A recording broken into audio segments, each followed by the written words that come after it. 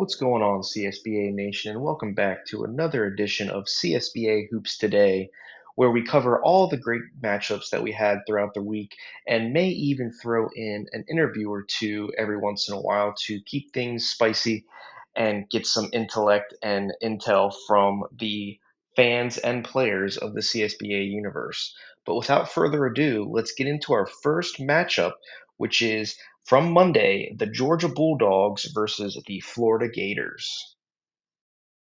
We had a great game between two top 25 teams with number 16 Florida and number 10 Georgia, and both teams shot pretty evenly around 50% from the field, and both teams didn't turn the ball over very often, with Florida having 7 turnovers and Georgia committing 1 turnover. As you saw there, an alley-oop for Georgia giving them a 10-point lead, but then Florida cuts it down to within 5, and what a slam to cut it to within 3, but the final score ended up being Georgia 81 and Florida 73 as the Bulldogs take the big victory.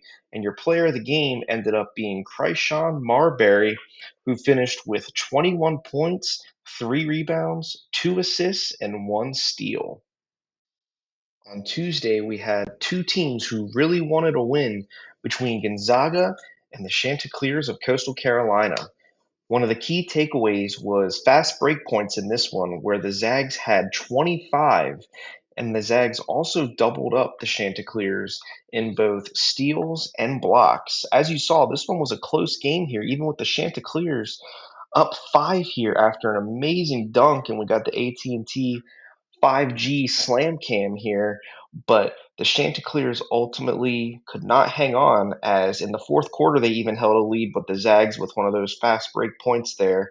And your final score ended up being Gonzaga 83 and Coastal Carolina 78, as the player of the game was Slug Stern for Gonzaga, where they finished with 16 points, 8 rebounds, 4 blocks, and 1 steal.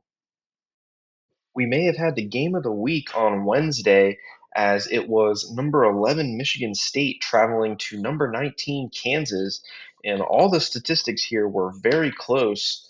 And I believe ultimately what gave Kansas the win in the end was the home court advantage to give them the victory. But as you can see, Michigan State did hold a lead here at one point in the third quarter, even going up as much as 5 there, and holding a 2-point lead at the end.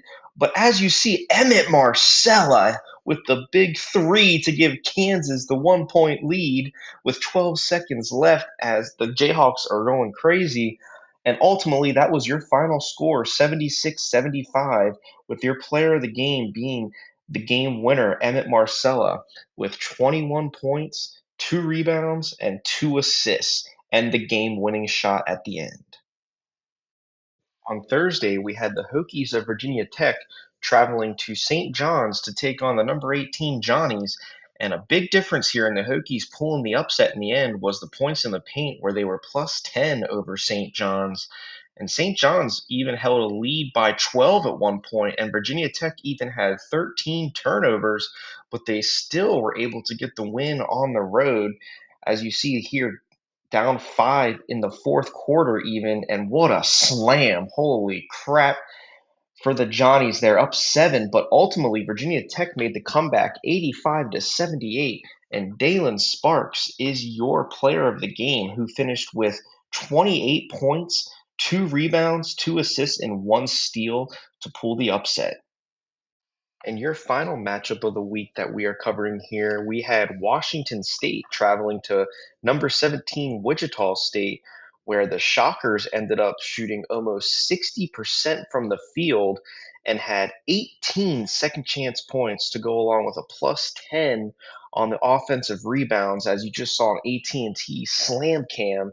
And what a three there from Wichita State, and up 7 here in the third quarter, and another three ball not in, but the future player of the game puts the ball back in and up 16 here in the fourth quarter. And we're just going to go down low and go to work. And you're going to see a big time poster and slam as the Wichita State Shockers get the victory 90-76. And your player of the game is Doran Einer, who finished with a massive double double at 20 points, 14 rebounds, 2 assists, 1 steal, and 2 blocks. And that'll do it here for this week's edition of CSBA Hoops Today. I hope you all enjoyed watching and listening. And like I said, in the future, I would like to bring on a couple coaches or two and get their insight, or get some super fans of the CSBA and get their insight to, what made them join the CSBA and how they're enjoying the season so far. But like I said, I hope you all enjoyed this episode of CSBA Hoops Today, and I hope to catch you on the next one.